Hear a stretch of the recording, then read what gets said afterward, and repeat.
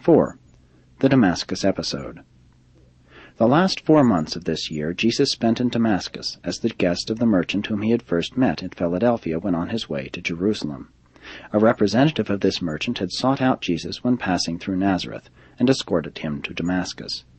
This part Jewish merchant proposed to devote an extraordinary sum of money to the establishment of a school of religious philosophy at Damascus. He planned to create a center of learning which would outrival Alexandria, and he proposed that Jesus should immediately begin a long tour of the world's educational centers preparatory to becoming the head of this new project. This was one of the greatest temptations that Jesus ever faced in the course of his purely human career. Presently this merchant brought before Jesus a group of 12 merchants and bankers who agreed to support this newly projected school.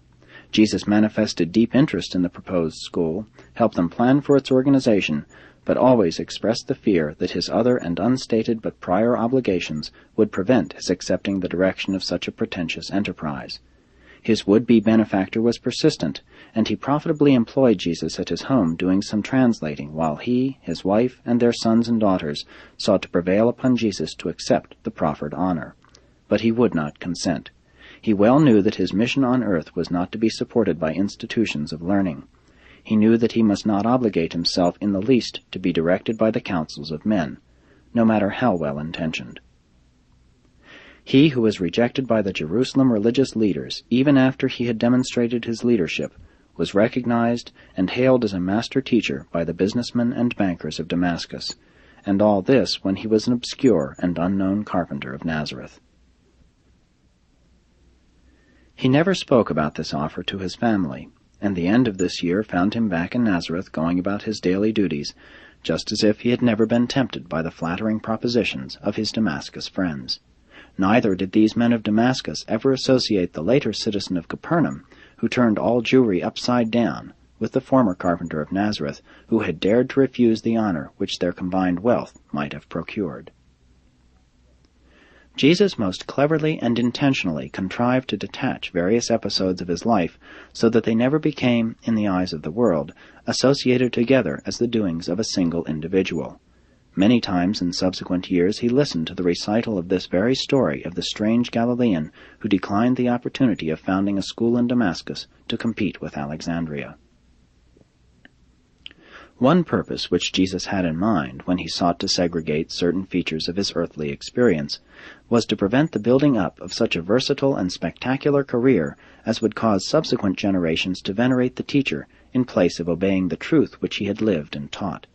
Jesus did not want to build up such a human record of achievement as would attract attention from his teaching.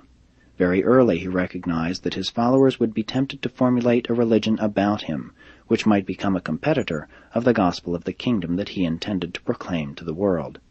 Accordingly, he consistently sought to suppress everything during his eventful career which he thought might be made to serve this natural human tendency to exalt the teacher in place of proclaiming his teachings. This same motive also explains why he permitted himself to be known by different titles during various epochs of his diversified life on earth. Again, he did not want to bring any undue influence to bear upon his family or others, which would lead them to believe in him against their honest convictions. He always refused to take undue or unfair advantage of the human mind. He did not want men to believe in him unless their hearts were responsive to the spiritual realities revealed in his teachings. By the end of this year, the Nazareth home was running fairly smoothly.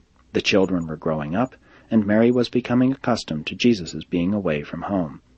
He continued to turn over his earnings to James for the support of the family, retaining only a small portion for his immediate personal expenses.